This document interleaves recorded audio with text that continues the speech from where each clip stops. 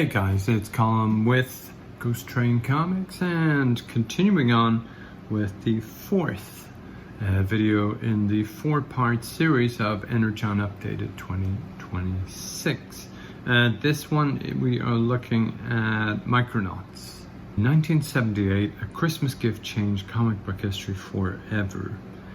Long before Transformers transformed or G.I. Joe became an elite task force, there was a toy line defined by chrome and translucent plastic and interchangeable 5mm pegs, and they were called the Micronauts. Started as a Japanese toy line, morphed into one of the most wildly creative sci-fi epics in comic book history.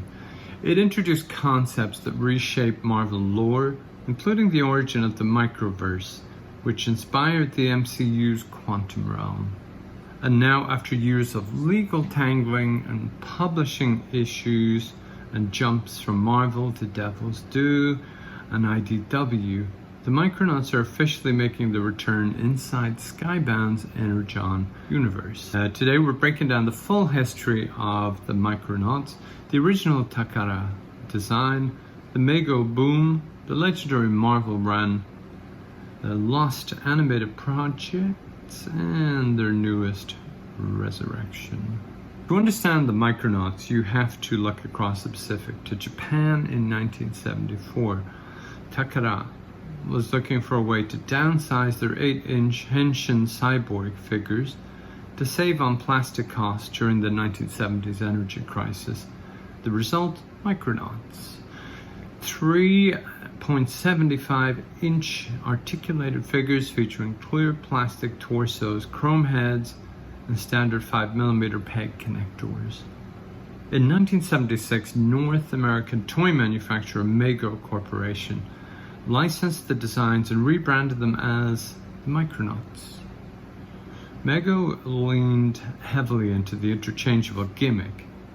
Every figure, vehicle, and playset could be disassembled and rebuilt into almost anything. They introduced iconic figures like Time Traveler, Acro-Year, and Space Glider, alongside magnetic jointed behemoths like Force Commander and the Dark Tyrant Baron Carza. Baron Carza's sleek black design and shooting missile hands were directly derived from Takara's steel jig. The toys were a smash hit, but they lacked one critical element: a deep narrative backstory. Enter Marvel Comics. In December 1977, Marvel writer Bill Mantlo saw his son opening Microsoft toys on Christmas morning. Struck by the designs, Mantlo convinced Marvel editor-in-chief Jim Shooter to acquire the comic license. Launching in late 1978, Micronauts #1 by Bill Mantlo and legendary artist Michael Golden didn't just promote toys, it built a space opera. Because Mego only owned rights to the physical toys, Mantlo was forced to invent original lore. He created Homeworld, a planet shaped like a molecular chain, the Microverse, a subatomic universe hidden within our own, the body banks, Baron Carza's horrific eugenic system used to extend and lead to eternal life, and original characters like Arcturus Ran, Princess Marionette, and Bug. Who can forget Bug with the annoying speech patterns? This distinction created a complex legal split. Hasbro/Mego owned toy names like Acro-Year and Carza, but Marvel owned original characters like Bug and Marionette, as well as the term Microverse. This is why Marvel kept using the Microverse and Bug in mainstream titles like Guardian of the Galaxy long after losing the toy license, and why the MCU had to rename the Microverse to the Quantum Realm for the Ant-Man films.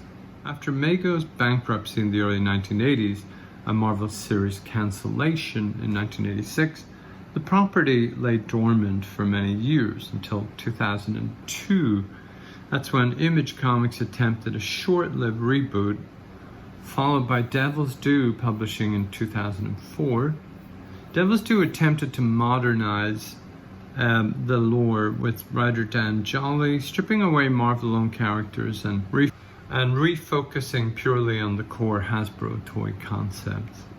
In 2016, IDW Publishing acquired the license and integrated the Micronauts into their massive Hasbro comic book universe alongside Transformers, G.I. Joe, ROM, and M.A.S.K. Written by Colum, IDW reimagined the Microverse as a dying subatomic realm seeking energy from the macro universe.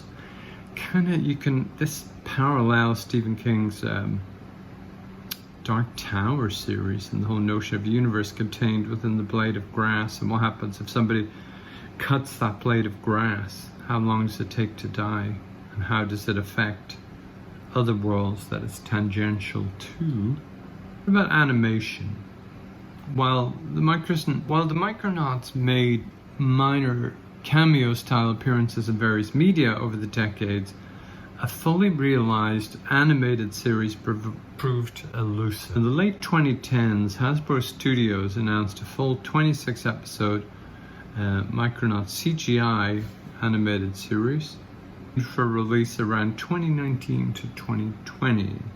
However, corporate restructuring, shifting redistribution priorities, and eventual studio sales left the animated prospect shelved.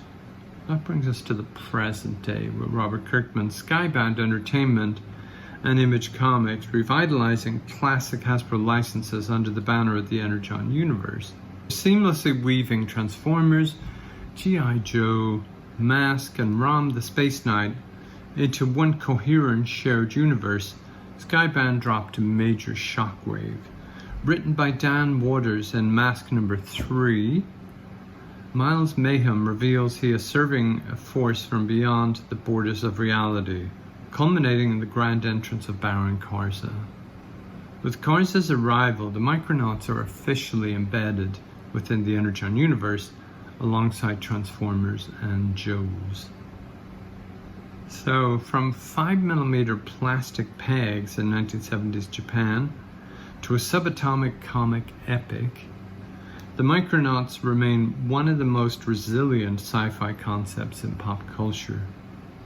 What's your favorite era of the Micronauts? You ran for the original Mego toys, the Michael Golden Marvel run, or are you following their return in Skybound's Energon Universe? Drop a comment down below, and as always guys, would love a subscribe so we can keep you updated to everything that's coming up here. And a like and share if you're enjoying it. It really helps us. But as always, thank you so much for joining me. And take care of yourselves. Until next time, bye bye.